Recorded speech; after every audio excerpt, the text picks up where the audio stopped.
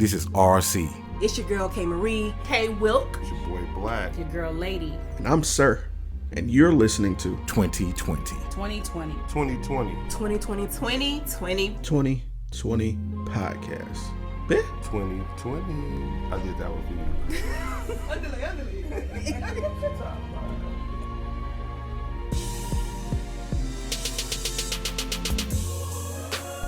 Hey, what's up? It's your boy Sir. And after the latest Business Minute interview with DeAndre Buck, aka Eterniti of Powerlines Poetry and of Merciless Minds Production, we actually continued the conversations after the camera stopped. So decided we drop this for y'all as a jewel. Enjoy. If you're listening to me on SoundCloud, Google Podcasts, Apple Podcasts, iHeartRadio, you'll find the link in the description below. Go there, show them some love, leave your thoughts. And again, thank you, man. Yeah, thank you. Pleasure. I appreciate it. Well, stop that one down. That's it, bro. Cool. Man. I appreciate it, man. Right. I love doing this because I think the interviewee feels that catharsis as well when you get to kind of revisit all those things that brought you to where you've come from. So it kind of gives me it makes me emotional seeing you talk about I'm being dead ass. Yeah. It's when you mention your grandfather and then you mention your uncle and the transparency's there, because I lost my granddad about 4 years ago, and that hurts. Yeah, it because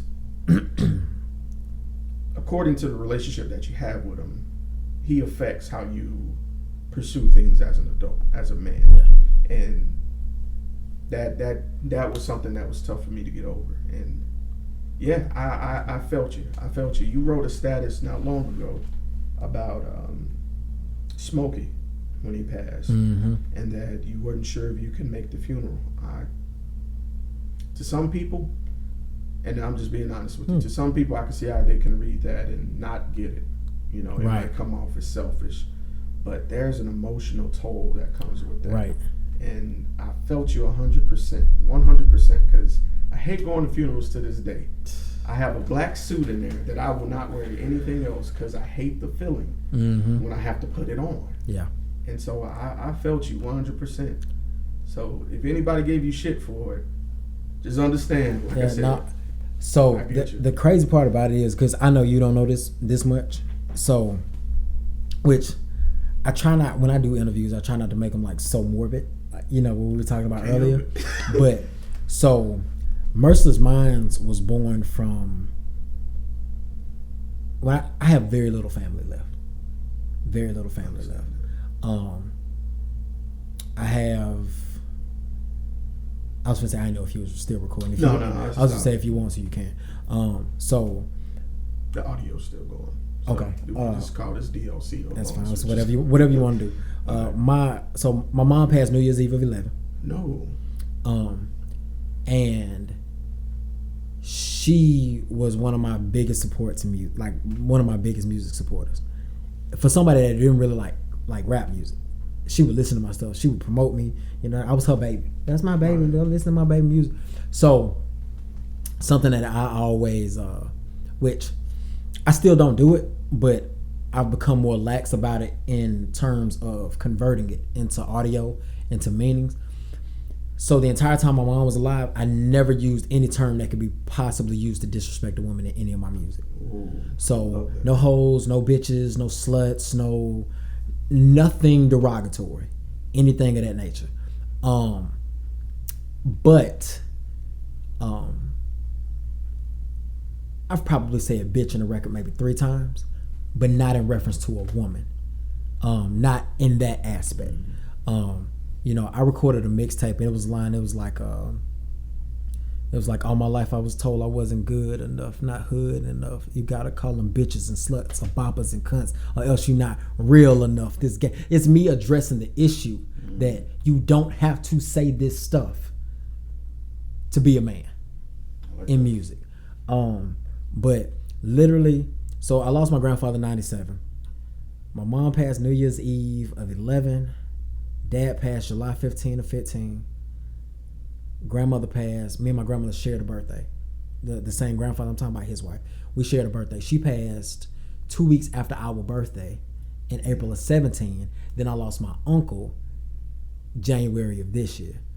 So, like, literally, when we talk about immediate family, I've got one uncle, an aunt and his son. They live in Texas. And then my uncle that was my godfather, who was my manager, his 2 kids are still in Mobile, and his wife is in Mobile. That's it. That's all the family I got here. So, you know, I told my lady, I said, you know, do I need to stop making albums? Because it seems like every time I get ready to make an album, I have to add someone to this RIP list. And I was talking to somebody else, and they're kind of like a meeting. I know this gets weird for people, but she was like, your people are working harder for you on the other side. Ooh, I like that. Than they ever could have done for you on this side.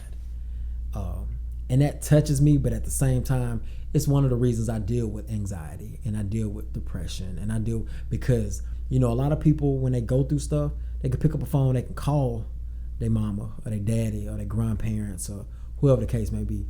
I don't really have that. So I use my poetry and my music to convert those emotions. I use my haikus to convert those emotions. Because eventually you'll talk to somebody enough and they just be like, oh, I'm tired of listening to this. Yeah, I get it. Especially I talk a lot. You know what I mean? When I'm not talking, something's probably wrong. Just being straight up about it. But yeah, man, I mean, it's a little odd. It's a little odd to, I guess, convert the concepts of what so the music I used to make, not that it wasn't bad music, not that it was bad music or anything like that, but, you know, my whole thing when I first started doing music, I was like, yeah, man, I want to make it big in music so I could buy my mama a house, and she ain't never got to work no more, and my daddy could be good, and, you know, my grandmother could be good. My grandmother had multiple sclerosis. My mom did too. And I got into music for 2 things. It's because I wanted my mama to never have to work again, and I wanted to have enough money to find a cure for MS. When I was 13, like, this is my thing. I was just like, when I grow up, I'm gonna find a cure for MS, or I'm gonna have enough money to pay to find a cure for MS, and I don't want my mama to ever have to struggle again, like ever work again. And my mom and my dad were both in my life, but, you know, everybody go through tough times. Right. You know what I'm saying? So I mean, it's just life, and nobody ever wants to see their parents in hard times. So those was like some of the driving forces. But now that I don't have those people here to do those things for anymore, now it's like, okay, how can I make sure that my future kids or grandkids or family that I want to have don't have to feel the way that I do right now. So that's why when you brought up the question about the what do you want to do 1, 3, 10, like, dude, legacy. Like, I don't want, if I can get it to where my kids and they kids don't ever have to pay for school, they can go do what they want to do, they can make music. You want to go parachute, I don't care, jump out of a plane. I want you to be able to go do it and just not worry about nothing, because stress will take you out. Yes, it will. Stress will take you out. Kill you. My grandmother lived the longest out of anybody I just named to you. I'm 34. She would have been 84 this year. My grandfather died when he was 63. My uncle died when he was 56. My dad died when he was 56. My mom died at 51. Coming from somebody who understands that. Yeah. My grandmother died when she was 56. And my mom, she just hit, my mama hit 56 this year, I think. Mm-hmm. And that type of thing, I had to fuss at my brother. My brother is my older brother by 10 years, but sometimes we think different, you know, based on the times we're in. So he thinks now, I look down the road, you know. And so I had to my mom was kind of antsy for like this whole year. And I was like, you gotta understand, her mom died at the age she is now. Yep. I was like, I'm gonna be honest with you. His name's Pete. I don't mind saying that on the podcast. If you listen to this podcast, you know my brother named Pete. I was like, well, Pete, we don't know how much longer we gonna have mom. Right. So we kind of have to take our relationship as it is right now. We can't focus on how things was back then, no matter how messed up it may have been. We got it now. Right. So what can we do now? Right. So that's what we've been trying to focus on. And like I said, a lot of times you don't want to look at the expiration date, you know, but like with a gallon of milk, you reference that point because you have the you're fortunate to know that, okay, on this date, this is over. We don't come with that.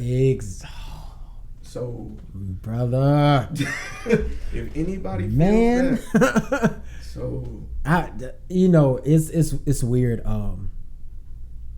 I didn't realize I'm not the.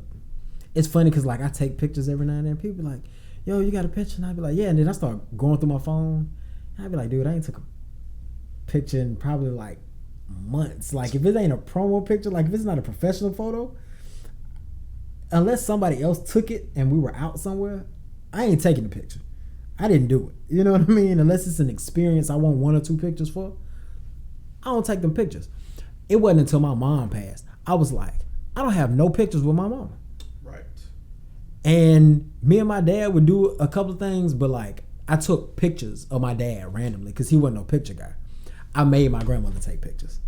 Every time I would see her, I would take a selfie with her. Like, I made her do that. She hated taking pictures. But I did it because I was just like, my mom is gone. And when it come time to, like, post pictures for, like, I miss you for Mother's Day or birthday or whatever, dude, I got, like, 4 pictures that I can find of my mama. That ain't cool. I don't like that. That's a bad feeling. That's a bad feeling. You know what I mean? So, like, I kept pictures with my grandmother. I had a couple of pictures. But then even, like, my uncle, like, I would see him, but it's just so crazy the way that happened because him and my dad died from massive heart attacks. Sudden massive heart attacks. So my dad died. And my uncle was in way better shape than my daddy was. Like, to the point where he started taking better care of his health. He had lost weight. He was doing everything. He was in the yard working with his son. And he said, I need to sit down. I'm trying to catch my breath. My cousin said, I turned around to put a hammer down because they was working on the fence. He said, I turned around to put a hammer down. I turned around. He was on the ground. Jesus. He's like, and I tried to revive him. He blamed himself. I said, dude, you can't blame yourself because. So my dad died at my house. And he was hard-headed. We had spent about 2.5 years in and out of hospitals with my mom. Dad hated hospitals. And he was just like, man, I'm hot. I was just like, man, let me take you to the hospital. I ain't going to no damn hospital. I said, man, let me take you to the hospital. He's like, all right, look, I ain't had nothing to eat. I feel like I just need to eat. Let me eat something. And he's like, let me get some sleep. If I feel like this in the morning, I'll let you take me to the hospital. I said, all right, you're going to be hard-headed, but I ain't going to fight you on this. If this is how you feel, this is how you feel. So he ate probably half his plate. We sat up, we talked and laughed and joked about 2 o'clock in the morning. I was like, man, I got to go get some rest. I got to be at work at 8 o'clock in the morning. Cool. I was leaving to go to work the next day. And as always, I would always tell him, like, hey, man, I'm finna go. Be productive today. Like, just being funny. And rigor mortis had already set in. Damn. Yeah, he was gone. Like, by the time I woke up and I was headed out the door, 7 something. So within a 5-hour time span, he had a heart attack and had passed away. And that was a little surreal. Just because I was more worried about losing my grandmother because she was older in age and had multiple sclerosis and all this other kind of stuff going on. And my dad was doing pretty good with his health. But you never know, man. Like, you never know. The time, nor the place, nor the hour, none of that. And so I started going to the doctor and I was already going to the doctor. But I feel anything. I feel any kind of weird that don't have nothing to do with sinuses, I'm gone. Straight there. Man, I went to the doctor's like, hey man, I need you to test me for this, and this. You got family history? No, I don't. But this, and this to happen, and I ain't taking no chances. Well, man, you pretty young to be having this. I said, I don't care. I was like, Doc, I don't even have no kids right now. Right. My parents had me when they was in their mid-20s. I'm about to be in my mid-30s. I ain't trying to leave no kid when I'm 50 years old. I ain't trying to have my kid be in their early 20s and I'm gone. Right. No. Now, don't get me wrong. We don't know the time, nor the hour, nor the place, but I can do everything that I can possibly do to prevent that in a healthier sense. Right. Ain't no need in me advancing that time span. Dialing that clock. Yeah, right. Yeah. I'm trying to extend this clock, man. Right. So when you said that, I said I was gonna tell you that after we finish with your official stuff. But if you allow me to share, go ahead. With you, I know we've been talking for a minute, but if I feel like I got to tell you this. So recently, at the beginning of this year, I turned a health milestone around. Okay. Highest weight was 363 pounds. Okay. Knowing my granddad had bad kidneys, was going to do dialysis, knowing my granddad had heart issues, grandma had heart issues, high blood pressure, everywhere in the family. Right. Diabetes, everywhere in the family. Right. And it didn't click to me. I came here. My mom's an RN. Okay. And I was like, so you back in Mobile, you need to have a doctor. I ain't got no goddamn doctor. Same. When you said that, I said the same. I ain't got no goddamn doctor. Because it wasn't so much that I'm fine. It is that I knew I was going to get bad news. Right. Living the life I live and knowing my family history, I knew the news I was going to get. Right. Man, had an anxiety attack. Mm-hmm. Didn't know what it was. Thought it was a heart attack. Brother, the next day, took my ass straight to the doctor, bro. Was fine. It was just funny you brought up stress. Work stress caused an anxiety attack. So she was like, all right, you need a doctor. Chose a doctor that ironically knew my mom and knew my mom's best friend. Right. Go for my first checkup. All right, I'm expecting some big, huge doctor, tall white guys, talk to him.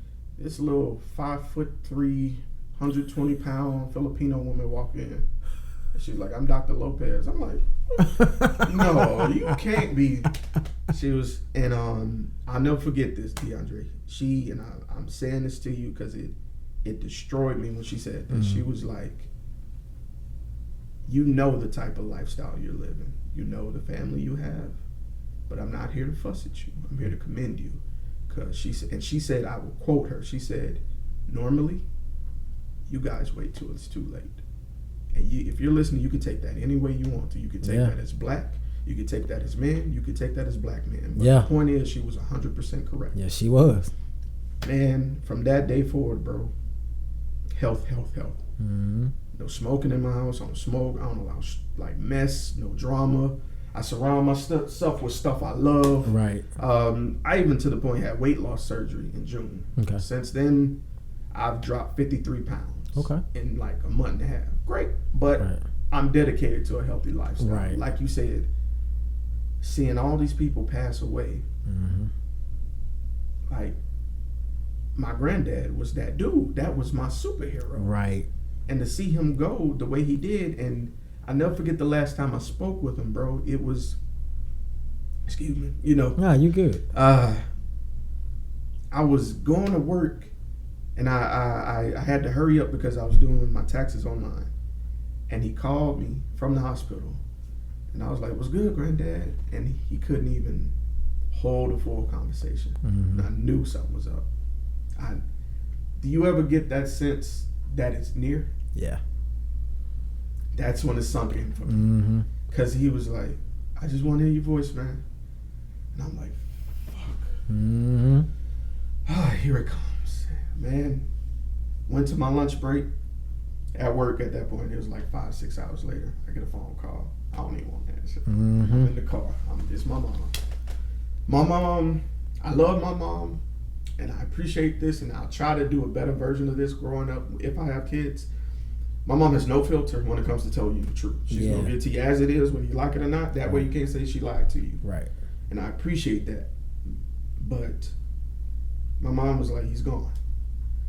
And I was so mad at her for saying it that way. Yeah. But I had to digress because that was her dad. Yeah.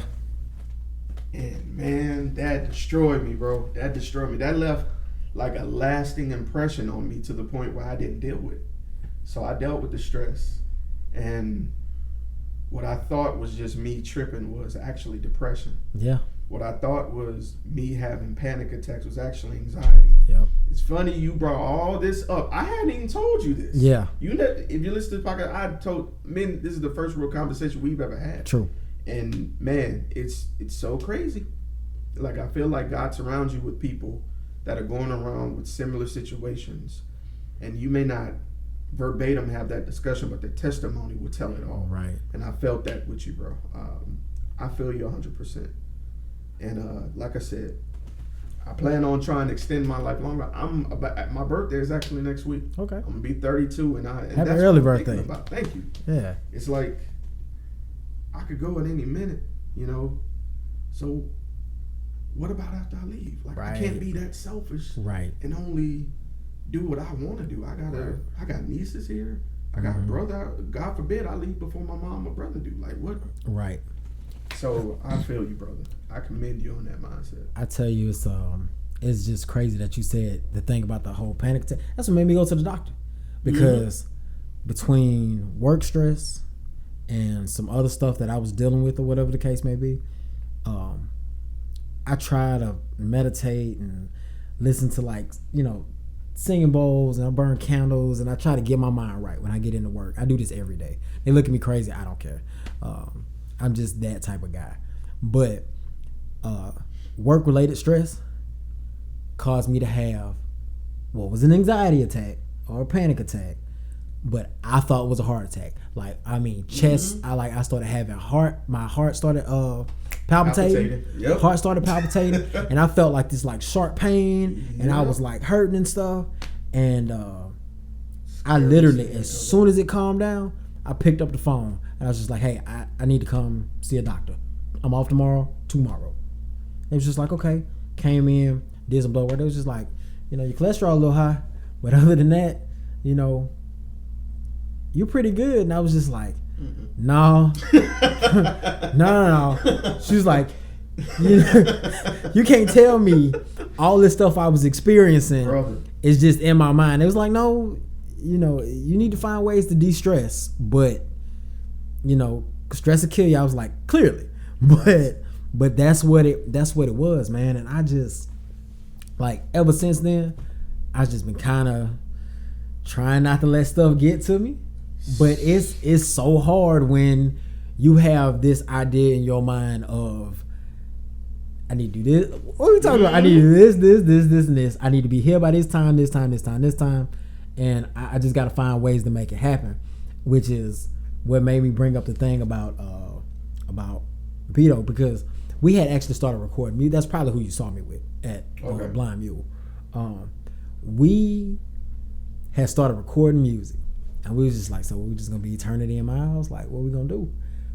I was in the limo leaving the gravesite for my uncle's funeral.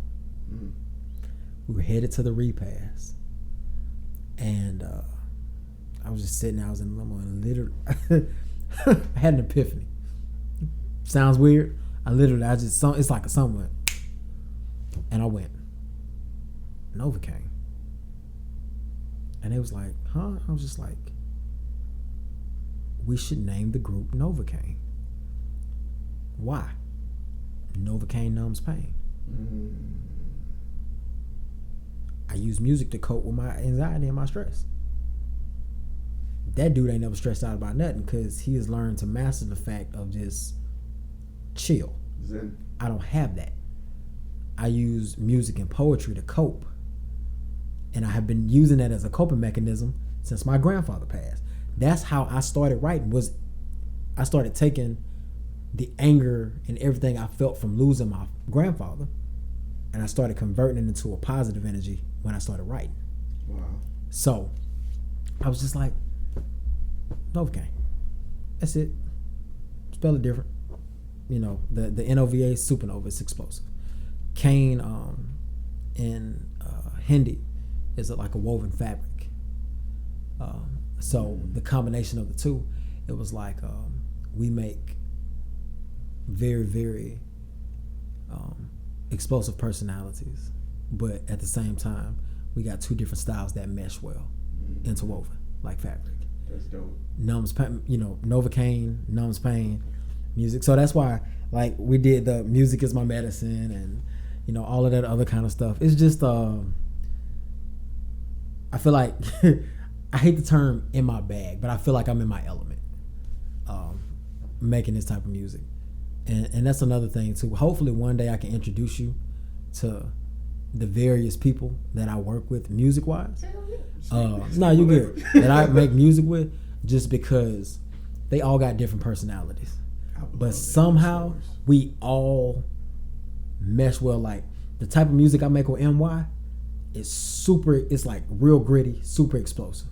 Music I make with myself is more political and like empowerment and I don't know, just lyrically focused, like lyrically goal focused and stuff like that. Then the music I make with Beto is just fun. Like it's just, you know, you could smoke, you could chill, you could ride, you could screw, you could do whatever to that type of music.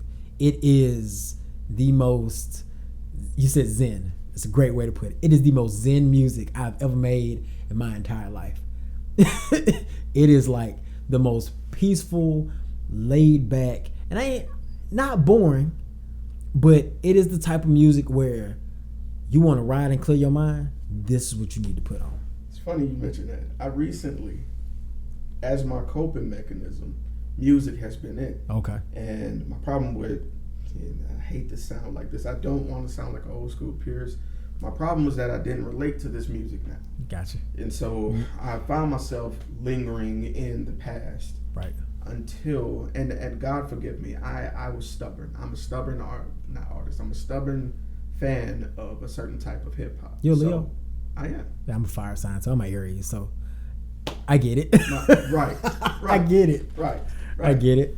My brother's in Aries. Okay. So coincidentally, that's my best friend as well. I tell that nigga everything. But I had to forgive myself, and I'll explain what I mean. I was so confident that the music I was listening to was for me that I wasn't allowing room for anything else. Gotcha. And so I'll never forget, and this is just in terms of music, using him as an example. Heard Mac Miller died. Yeah. Unfortunate situation. I heard it was due to an overdose. Me being, I was so unhappy with myself that I was detached from hearing stuff like that, due to me having deaths in the family, stuff like this. And I'm like, oh, he died from an OD. Well, shouldn't have been OD. Shouldn't have been doing the drugs. And looking at myself now, that was so disgusting of me to say, like, and think. And I'll never forget, I heard him, it was on Facebook, one of his songs, can't think the name of it, but he did, it's this group that does music in like this cubicle office setting. Like Tiny Desk concert. Yes, he is a Tiny Desk concert. I watched it from start to finish and got a full view of him. And I lamented. I was like, wow, we lost a gifted gentleman. Yeah. Like, I may not agree with what he was talking about. Right. But his passion was there and I could respect it. He refined his craft and his wordplay because it was layered.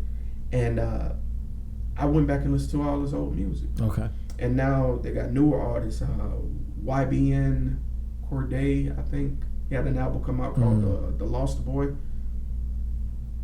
Somehow heard some music, and I've been bumping that. And I'm transitioning from listening to, I guess, the older style to this more current.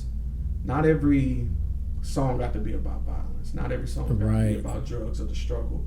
Maybe I just need to hear someone venting. Right. And then it lets me know it's okay. That's when I attached to the J. Cole's, to the, I even started listening to instrumentals more. It's so crazy that I started listening to instrumentals from people over the seas. Like, I got a Japanese cat that I listen to called Ginseng, Nujabes, a Moroccan cat named Saib. Like, their music is just as potent as potent lyrics. Yeah.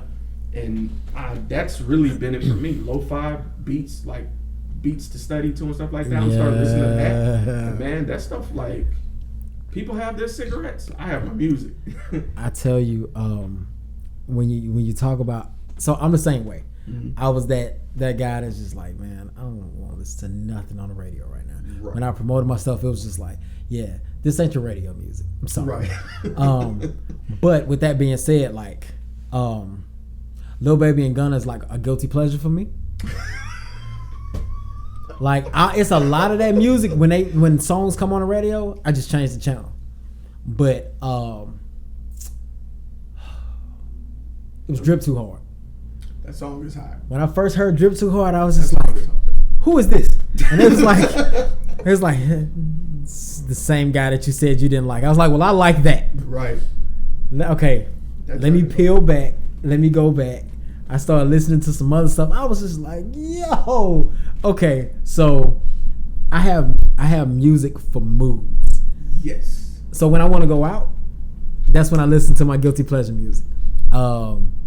That I think is a guy. I think his name is YK Osiris. He's got a song called "Worth It." I like that. I like the Lil Baby Gunna. I mean, don't get me wrong. There's some cats that's got some music out that I'm into, and then there's some cats I just like, I just can't get into it. But there's a crowd for everybody. Right. You know what I'm saying? There's an audience for every type of artist. So diverse. You know what I mean? The type of music that I make, somebody might be like, oh man, that's old nigga shit. Like, you don't want to listen to that. You know what I'm saying? Hey, it ain't for you. Right. You know, it's not for you. And I get it. But, it is what it is. It's what I like. Talking about instrumentals and stuff like that, I came across a friend of mine, a real good friend of mine, put me on this cat called Kamal. Now, it's two guys out with the same name.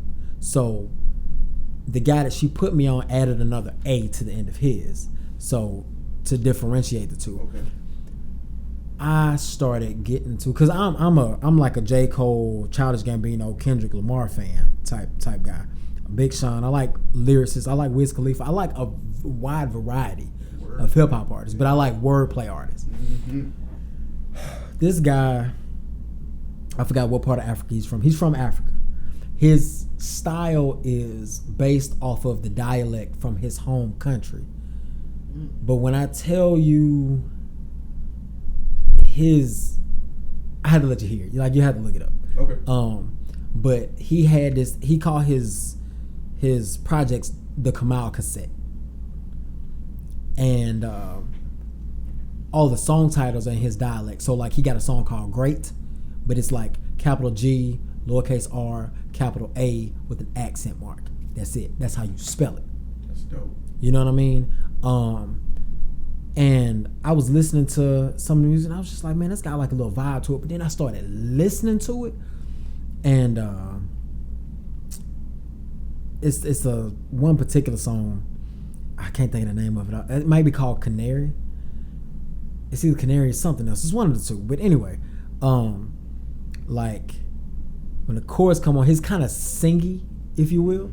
But it's like, where my money,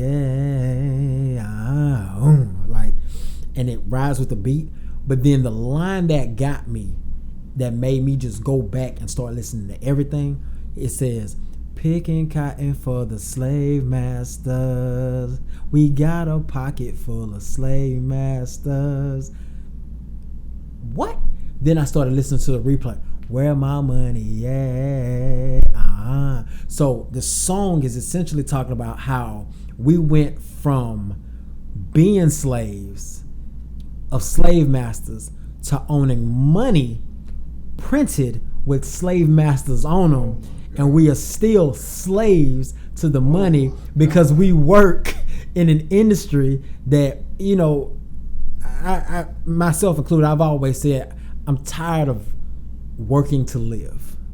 Yes. I'm tired of, I live to work, because you go to work, you make a check gone. Yeah, you go back to work. Right. You know what I'm saying? Like, the man on the bottom of the totem pole always do the most work and get paid the least. Correct. Period. You know what I mean? So, songs that I can listen to like that have multiple layers that I can interpret and be like, yo, what gets me as a musician, you know, or as an artist, because people go, you don't play no instruments, whatever. All right, cool, I get it. What gets me as an artist is if I hear a record and the first thing that go into my mind is, damn, why I didn't think of that. If I listen to a record and go, damn, why didn't I make this record? It's automatically going on my list. Like, it's automatically going on a playlist for me to listen to, because I like to think that I'm innovative when it comes to ideas, but I don't know everything. No one knows everything. But for me to come across something and be like, damn it. Right. Like, oh, I could have made that record. Like, it makes me want to get back into doing like mixtapes and taking like other people's beats. Like I used to do like Jacket for Beats and stuff. Right. Like, it makes me want to go like those songs. I've been waiting for someone to do that. Like those types of songs that catch me like that. I want to get those beats and take those concepts but put my spin on them. Yes. And I don't care if I might just do like 10 of them. Do like 10 records and then just throw it on the internet. You know what I'm saying? Like, this is my spin. I use the EP format when I'm in between albums.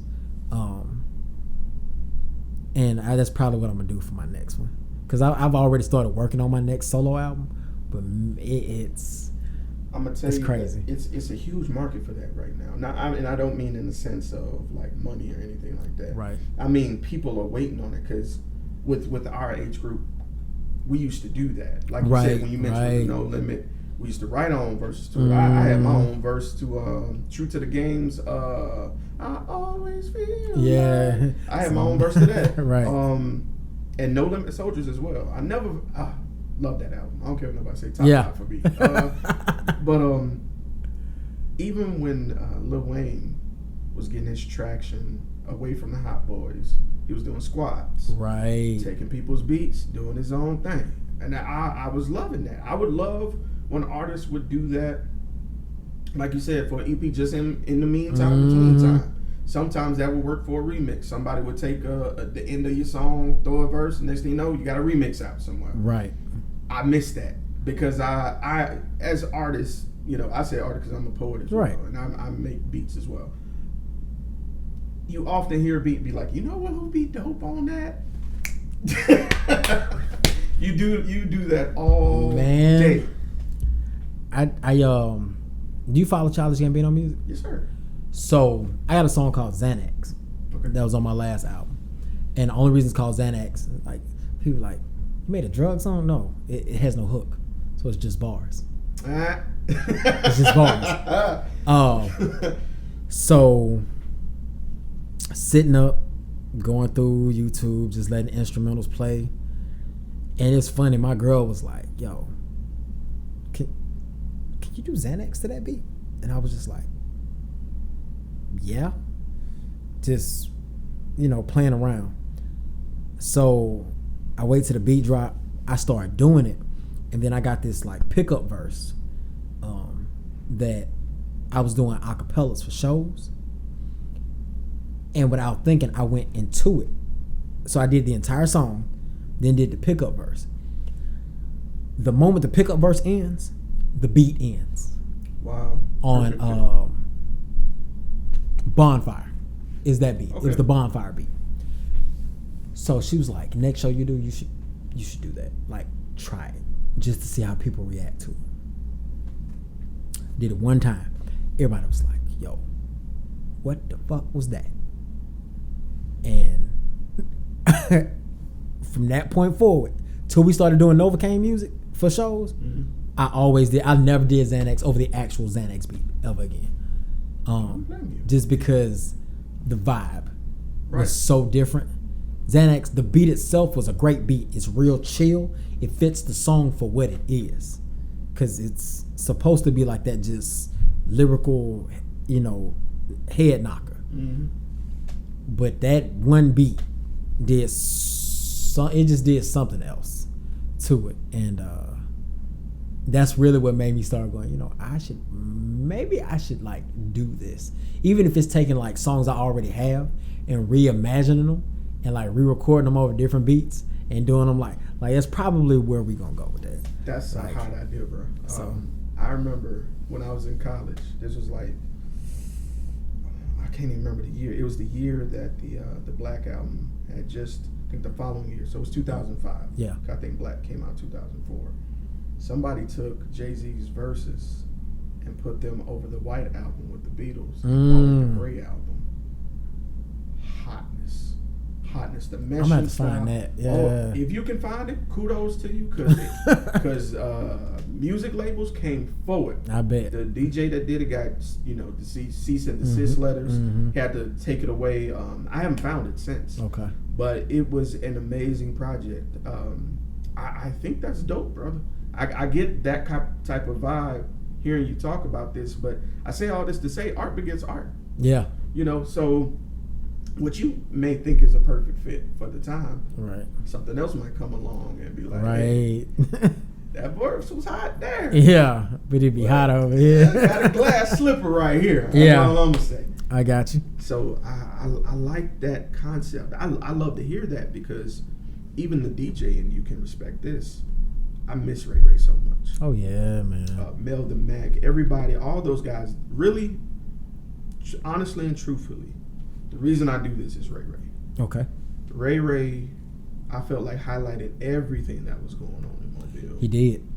And I was actually, and I'm his biggest fan. I don't care if nobody say I'm his biggest fan. People don't know that. I was blessed enough to actually speak with his son, and I'm going to interview his son coming up. Okay. And just to give, I feel like I need to pay my dues that way. Right. To do that, it's the least I can do. I can't interview Ray Ray, but I can interview his seed. Right.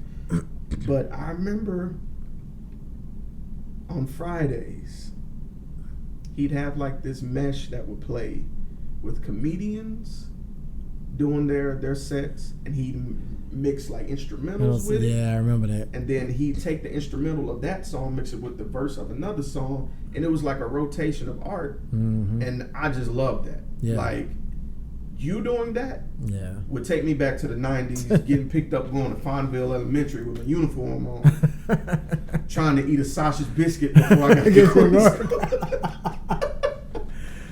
That's dope.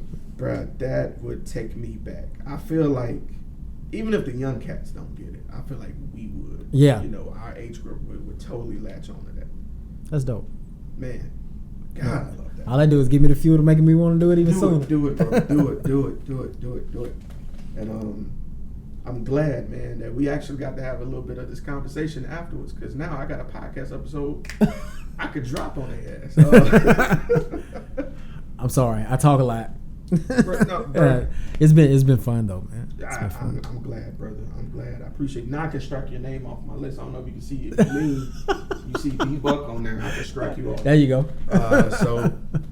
Yeah, man. Thank you for coming through. I'm always super nervous about inviting people over, because I'll be like, man, they're gonna be like, I ain't gonna come to your house, nigga. I don't know you. Yeah, no. But this, honestly, what it is, my laptop died, and I lost so many interviews with my laptop dying. So I got to use old Bessie, but I love you, Bessie. Don't go out on me.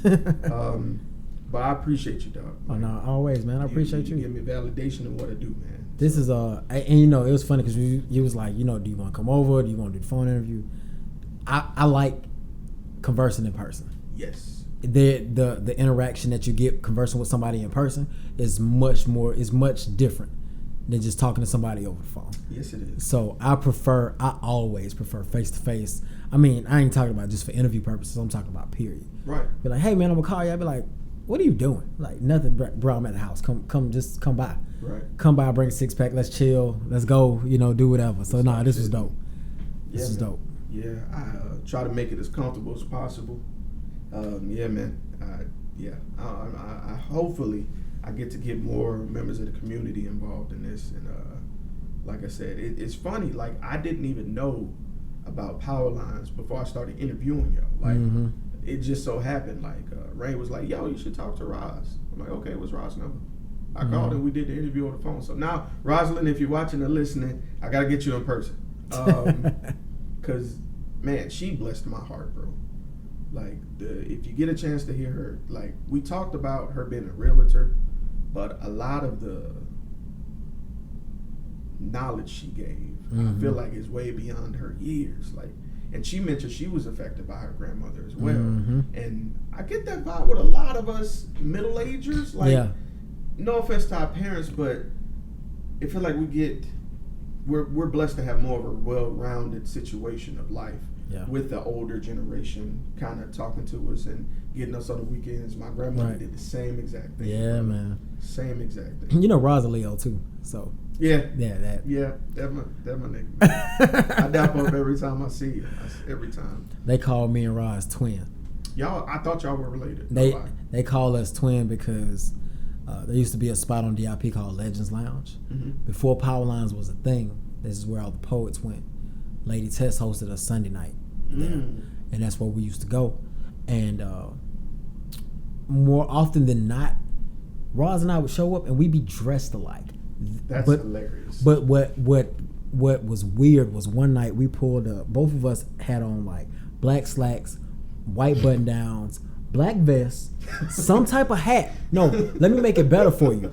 I don't have it on now, but I have a pinky band that has the Roman numerals 3, 6, 9, and 12.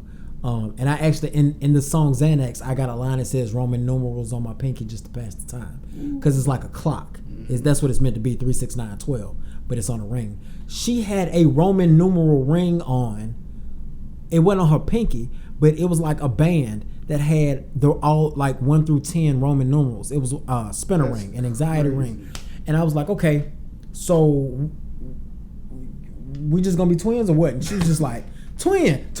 This started in 2011. We have been calling each other that since then. It don't never fail.